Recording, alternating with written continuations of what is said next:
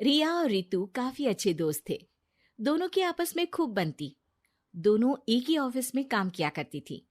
रिया रितु को अच्छा दोस्त मानती, लेकिन रितु अरे रिया, तुम लोगों का अपना मकान नहीं है, क्यों नहीं तुम और नरेंद्र भी हमारी कॉलोनी में ही मकान ले लो। हाँ यार, आइडिया तो अच्छा है, लेकिन इतने पैसे आएंगे कहाँ से? अरे, हमारे होते हुए तुम्हें घबराने की जरूरत नहीं है। रुको, मैं अपने दूर के एक भाई से बात करती हूँ। उसका यही काम है, लोगों को घर दिलाना। थोड़ा सा कमीशन लेता है, लेकिन मार्केट के रेट से कम दामों में घर भी दिला देता है। अरे वाह, तुम अपने भाई से बात करो, मैं नरेंद्र से बात करती हूँ। रितु रिया के जाने के बाद अपने भाई को फोन करती है। अरे भाई, कोई मकान बिक रहा हो तो बताओ, मेरी एक सहेली को चाहिए। अरे है ना, पूरे 40 लाख का है। ओ भाई, ठीक है, फिर मैं उसे 45 लाख का बोलूंगी। दोनों मिलकर 5 लाख का आधा आधा बांट लेंगे, ठीक है? रितु रिया को मकान दिला देती है, लेकिन एक दिन उसका नया मकान देखने नरेंद्र की बहन आती है। अरे भैया, मकान तो अच्छा है, कितने का लिया? तुम्हारी भाभी की सहेली ने दिलवाया है, बड़ा ही ठीक रेट में मिल गया नीरू, सिर्फ 45 लाख का। तभी नीरू पति बोलता है, नरेंद्र, ये तो बहुत महंगा है। मेरे दोस्त ने भी यही मकान सिर्फ 38 लाख में लिया है। चलो मैं तुम्हें उनके घर ले चलता हूँ। दोनों नरेंद्र की जीजाजी के दोस्त के घर जाते हैं, जहां उन्हें रितु का भाई मिल जाता है। क्या बात है, आपने हमें धोखे से महंगा मकान बेचा है। पता है कितनी मेहनत की कमाई का पैसा है। अब ये तो आप उन मैडम से पूछे जिन्होंने आपको ये मकान दिलाया है, उनके कहने पर ही मैंने ये रेट लगाया था। अब नरेंद्र को रिया पर गुस्सा आ जाता है। वो रिया को कहता है, रिया, तुम्हारी सहेली रितु तो एक नंबर की चालबाज और धोखेबाज निकली। मैंने उसके कहने पर इस मकान के 7 लाख ज्यादा खर्च किया है। रिया को भी नरेंद्र की बात सही लगती है। वो चुप हो जाती है। अगले दिन रितु रिया से मिलती है। रितु, मुझे तुझसे ये उम्मीद नहीं थी। तुमने 38 लाख का मकान 45 लाख में हमें बिकवा दिया।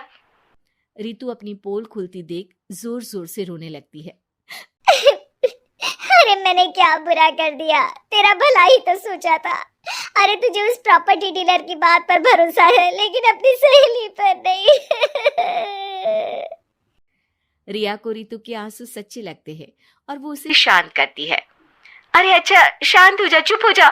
सॉरी, हम लोगों की ही गलती है। हमें मार्केट में पहले रेट पता कर लेना चाहिए था। चल सॉरी। अब रितु आए दिन लोगों से रिया के पीठ पीछे बुराई किया करती थी। रितु अपनी ही दूसरी ऑफिस के सहयोगी से कहती है, अरे ये रिया भले ही मेरी अच्छी दोस्त हो, लेकिन एक नंबर की कंजूस है ये। कभी कुछ खाने जाओ तो पैसा मुझे ही भरना पड़ता है। तभी वहां रिया आ जाती है। अरे रितु, सॉरी यार, वो कल के खाने के पैसे तुझे देने पड़े, चेक कर ले। अब मैंने तुझे पेटीएम कर दिया है। अच्छा चल, मैं जा रही हूँ। रिजाइन जो दे रही हूँ, बाद में बात करते हैं। रिजाइन? क्यों? तूने अपनी बेस्ट फ्रेंड यानी मुझे भी नहीं बताया, क्यों? अरे नहीं यार, ऑल सडन प्लान बना। दरअसल ये नया घर का ईएमआई निकालनी काफी मुश्किल हो रही है, तो सोचा घर पर ही कोई बिजनेस कर लूं। अब इतनी थोड़ी सी कमाई में हो नहीं पा रहा है ना। अच्छा, क्या बिजनेस करेगी? देख, तू तो जानती है कि यहाँ मुझे सिर्फ 15,000 मिलता है, लेकिन घर में बच्चों का प्ले स्कूल खोलूंगी तो पूरे 4,000 एक बच्चे से मिलेगा। 10 भी आ गए बच्चे तो पूरे 40,000 की कमाई, वो भी घर पर रहकर। है ना अच्छा आइडिया? रितु को रिया की बात से जलन होती है। वो कहती है, अरे फिर 10 क्या 50 बच्चे का ही सोचना। अरे कहाँ यार, घर में इतनी जगह कहाँ। सुन ना, एक काम करते हैं, हम मिलजुल कर किराए का मकान लेकर उसे सजाते हैं। फिर ज्यादा कमरे होंगे तो ज्यादा बच्चे आ सकेंगे ना। हाँ, लेकिन मैं एक बार नरेंद्र से पूछ लेती हूँ। रिया नरेंद्र को सारी बात बताती है। देखो रिया, मुझे तुम्हारी इस सहेली में जरा सा भी विश्वास नहीं है। अरे नहीं, वो ऐसी नहीं है। मिलकर काम करेंगे, जो पैसे आएंगे आधे आधे बांट लेंगे। इसमें बुरा क्या है? काम भी अच्छा होगा। फिर क्या था, दोनों मिलकर काम शुरू करते हैं। पूरा कमरा बच्चों के हिसाब से सजा दिया जाता है। टीवी, फ्रिज, बेड और न जाने क्या क्या। तेरे और मेरे मिलाकर 2 लाख का खर्च हो गया। अरे कोई बात नहीं, पैसे कमाने के लिए इन्वेस्टमेंट तो करनी पड़ती है।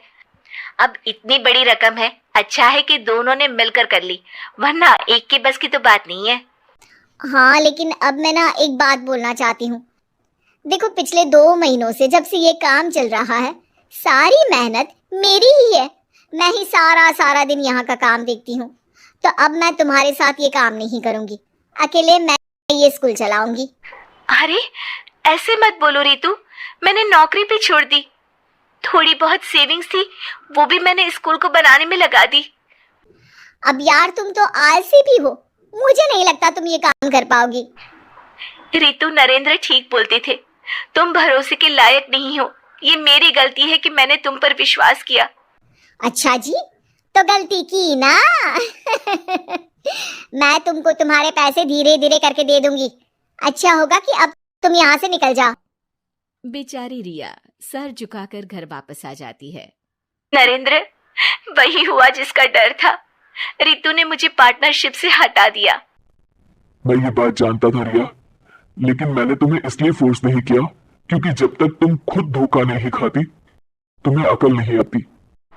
हाँ, लेकिन अब वही जो पहले सोचा था।